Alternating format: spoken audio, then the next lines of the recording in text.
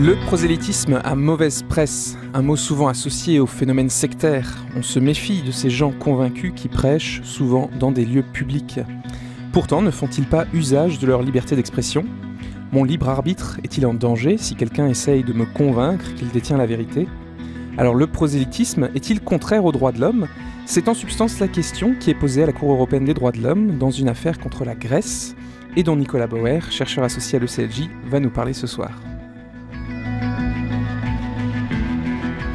Bonsoir Nicolas, alors prosélytisme, de quoi parle-t-on en droit ? Est-ce qu'il y a une définition légale au prosélytisme ? Alors c'est une notion qui est pas juridique, hein. Avant tout elle est rarement, c'est une notion qu'on voit rarement en droit, mais la Grèce c'est un peu une exception. Elle interdit dans sa constitution et puis du coup dans une loi qui prévoit des sanctions pénales, elle interdit le prosélytisme et du coup en Grèce dans cette loi, le prosélytisme c'est exprimer sa pensée à autrui avec l'intention de le convertir à cette pensée. Donc il y a ces deux dimensions, il faut l'exprimer et avoir une intention de convertir. Alors je disais en introduction, c'est une affaire devant la Grèce qui est devant la Cour européenne des droits de l'homme et dans laquelle donc, le CLJ est intervenu. Damavolitis contre la Grèce, est-ce que vous pouvez la résumer à nos auditeurs ? Alors Monsieur Damavolitis, donc c'est le requérant. Il a été condamné en Grèce pour prosélytisme. Donc en fait c'est un agriculteur de Crète qui a mis avec son voisin, qui fait le même métier, donc ils vont à la chasse ensemble, leurs familles se connaissent, et ils ont eu de nombreuses discussions religieuses, jusqu'à qu'un jour, son voisin demande le baptême. Donc son voisin n'était pas chrétien, donc lui, Monsieur Damavolitis était chrétien. Et à l'occasion d'une autre procédure judiciaire, le procureur a compris que en fait, Monsieur Damavolitis avait promu sa foi chrétienne et avait tenté de convertir ce voisin et que ça avait fonctionné. Et du coup, il a engagé des poursuites contre Monsieur Damavolitis. Donc voilà, c'est intéressant, c'est le procureur qui a engagé des poursuites. Le voisin ne s'est plaint de rien. Le voisin a même témoigné en fait en disant qu'il était tout à fait heureux de ses discussions religieuses. Il était heureux de sa nouvelle religion, qu'elle lui faisait du bien pour sa vie. Donc il ne regrette pas du tout le fait de s'être converti. Mais en Grèce, comme je vous le disais, le prosélytisme c'est interdit. C'est quand on exprime une pensée en essayant de convertir autrui. Peu importe ce qu'autrui pense, cette démarche est interdite. Et donc il a été condamné pour prosélytisme à 1 600 € d'amende en 2009. Sa condamnation a été confirmée en appel, puis en cassation. Et maintenant il dépose une requête à la Cour européenne des droits de l'homme. C'est le dernier recours. Mais alors est-ce qu'on peut en conclure pour autant que en Grèce, on n'a pas le droit de vanter sa religion, on n'a pas le droit d'en parler positivement, parce que vous avez parlé de l'intention, là, et qu'est-ce que ça veut dire ? Alors, on n'a pas le droit de parler de sa religion, vraiment ? C'est tout le problème, c'est qu'une loi, justement, qui s'applique en fonction de l'intention des personnes, elle est un petit peu soumise à une... Elle dépend un peu de l'application, en fait, plus ou moins répressive, et donc les croyants sont un peu dans un flou et ne savent pas toujours...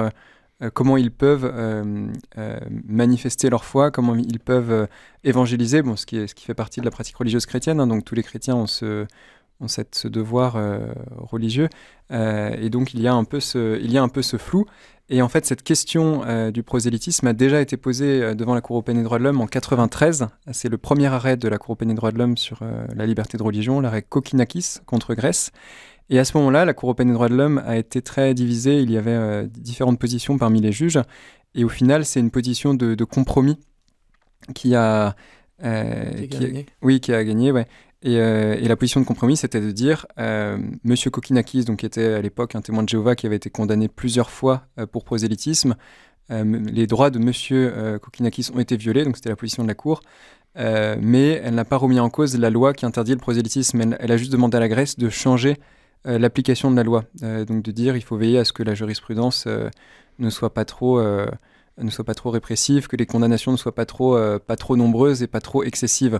Et là, l'affaire de M. Damavolitis montre bien que en fait, 30 ans après, il y a toujours un problème de condamnation excessive, puisque ce monsieur, il n'a fait que parler à l'un de ses amis de sa foi, avec qui il est d'ailleurs toujours ami.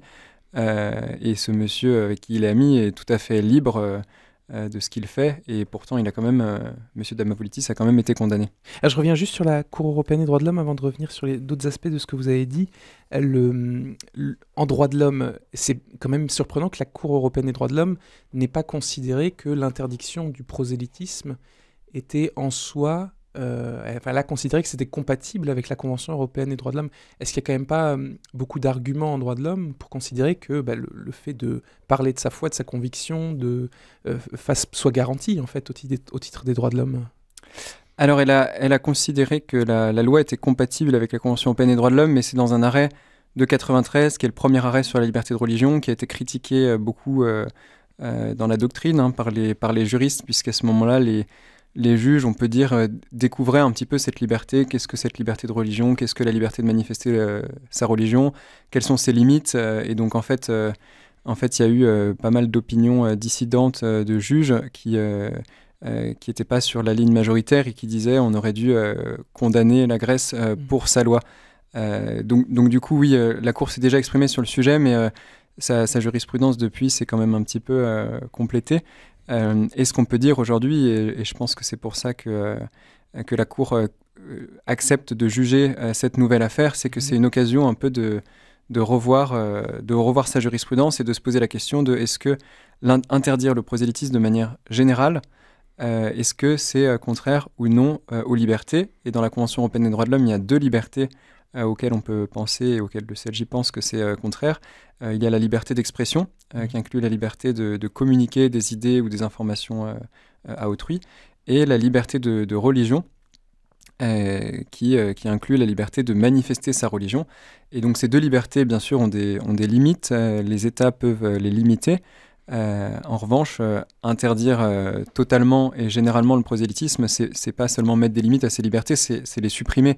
Et c'est même rendre hors la loi une partie de la pratique religieuse qui est importante dans le christianisme. C'est dans l'Évangile, le Christ dit bien allez de toutes les nations, faites des disciples, enseignez-les, baptisez-les.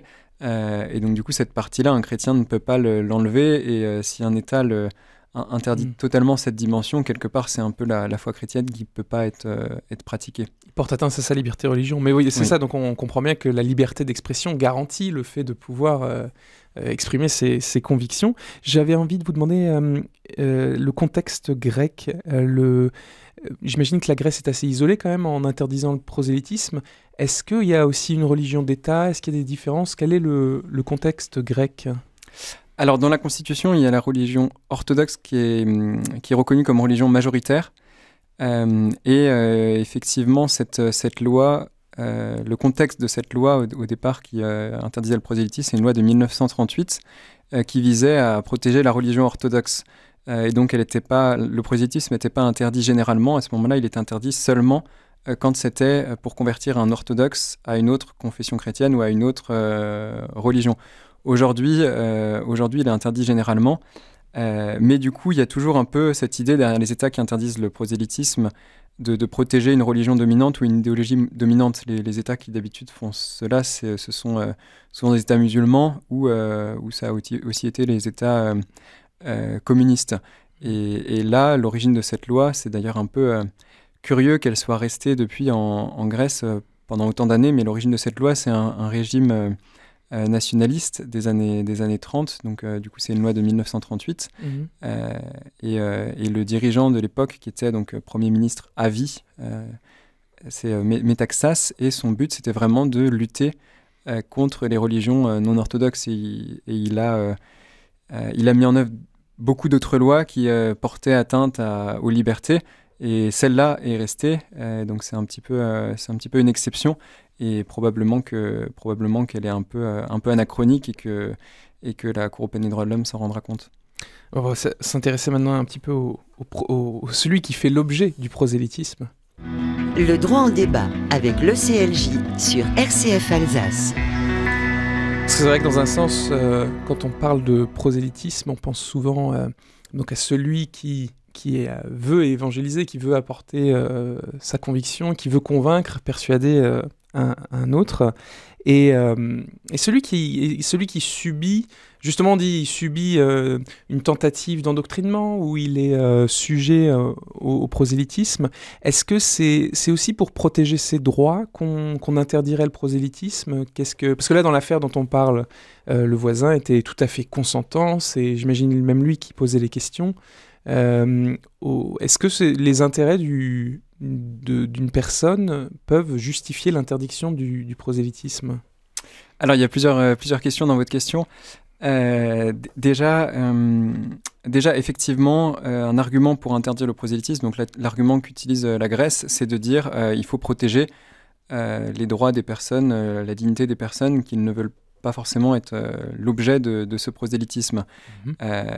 Bon, sur ce point, en fait, interdire le prosélytisme religieux et donc cibler comme ça les pratiques de croyants, c'est pas forcément cette disposition qui va être adaptée et nécessaire pour protéger ces personnes. En droit pénal, dans tous les pays, il y a des infractions pénales de droit commun qui s'appliquent à tous, qui peuvent être utilisées. Donc une personne, elle est protégée contre la manipulation mentale, par exemple, que cette manipulation ait un but de la convertir à une religion ou à une conviction philosophique politique ou qu'elle ait un autre but encore extorquer de l'argent. Oui, voilà. La personne a aussi le droit à ce que sa propriété soit respectée, donc que ce soit pour l'argent ou même pour son domicile. Si une personne vient faire du prosélytisme en entrant chez vous de force, là, il n'y a pas besoin d'interdire le prosélytisme pour vous protéger. Il y a juste besoin d'avoir des lois qui protègent bien la propriété privée. Et pareil, si une personne vous fait, on pourrait dire, de la publicité mensongère, que ce soit pour vendre un produit cosmétique ou pour vendre entre guillemets, une religion, ça devrait être condamné de la même manière. Et donc, du coup, pour protéger cette personne, il y a déjà pas mal d'infractions pénales de droit commun qui permettent de condamner la personne qui veut, pour répandre sa religion, qui abuse un peu de certaines pratiques et qui utilise certaines méthodes abusives. C'est ça. Il y a parfois, on le sent bien, des abus, des pressions, des abus de faiblesse, hein, c'est un peu un terme qui revient. Je ne sais pas si vous voudrez donner des exemples après, mais moi je pensais à l'inverse, au fait que parfois des gens sont très contents d'être approchés. Et, comme ce voisin, justement. Voilà, justement, il ne connaissait pas du tout, on lui en avait jamais parlé, et donc finalement il y a une satisfaction à avoir accès à une information qu'on ne connaissait pas grâce à un tiers. Est-ce que ça aussi, ce serait pas rattachable à un autre droit de l'homme? Oui, ça fait partie en fait des mêmes droits de l'homme. Toujours la liberté d'expression dont on parlait, et un autre versant qui est la liberté de recevoir des informations ou des idées. Et la liberté de religion, il y a la liberté de manifester sa religion, donc pour celui qui veut pratiquer le prosélytisme, mais il y a aussi la liberté de changer de religion. Et cette liberté, elle est aussi reconnue, elle est d'ailleurs absolue dans la Convention européenne des droits de l'homme, elle est soumise à aucune limite.